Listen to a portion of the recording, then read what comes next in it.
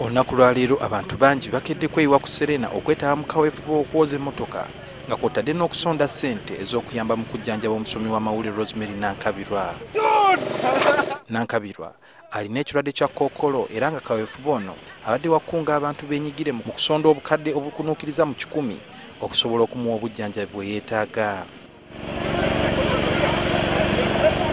Abantu ab'enjawulo omuli abakozi ba NTV, bannamawulire okuva mu kampuni ez'enjawulo nga kw'otadde abayimbi, bannakatemba, abakulembeze b'eddiini n'abaka ba Paalamenti olunaku lwa leero bakwatidde wamu okwagira Nankabirwa. Nzikiriza nti Katonda yagaba obulamu era nzikiriza nti Katonda yawonya, n'olwekyo nzize wano okuwa ka contribution ya Katonda akasabiddwa.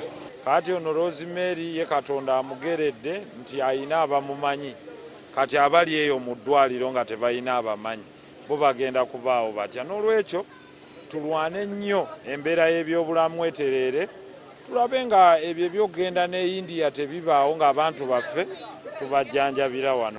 Ne Pulezidenti atodde obukadde 5 mu kaweefube ono. Pulezidenti Yoweri Kaguta Museveni tumutegeezezzaako mu kaseera katono era nakkiriza mangu ddala n'atuyita n'atukwasa miliyoni 5. Mu kaseera kano nkatiddamu ne bannange okulaba nga tutaasa obulamu bwa Rosemary Nankabirwa nga twewaayo okoze emmotoka zino zonna ezireeteddwa wano olunaku lwa leero.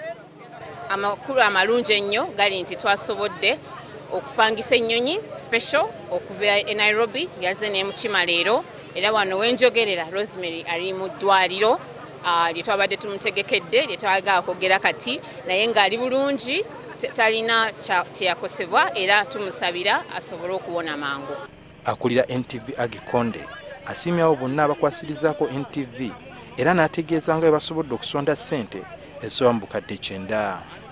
Kaweefube ereese miliyoni nga 6 wetwogerera, kati tulowooza nti wabulayo miliyoni nga 5, 6, 7 naye kusinziira ku kye tulaba wano ezo sente tugenda zifuna leero.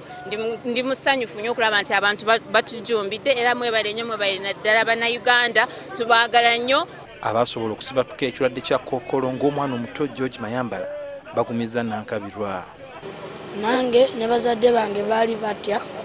Taata yali asinga okutya nga taagala bakutemeko, naye nga ye maama mumalirivu, nange namaa nenzikiriza bakutemeko kubanga bwe nali ngenda okufuna obulamu. Ne Rose agume, Katonda yamanyi, Katonda yategekera. Rosemary Nankabirwa yali asoma amawulire g'oluzungu ku NTV ekyamufuula ow'ettutumu. Suhail Mugabi, NTV, ku ssaawa emu.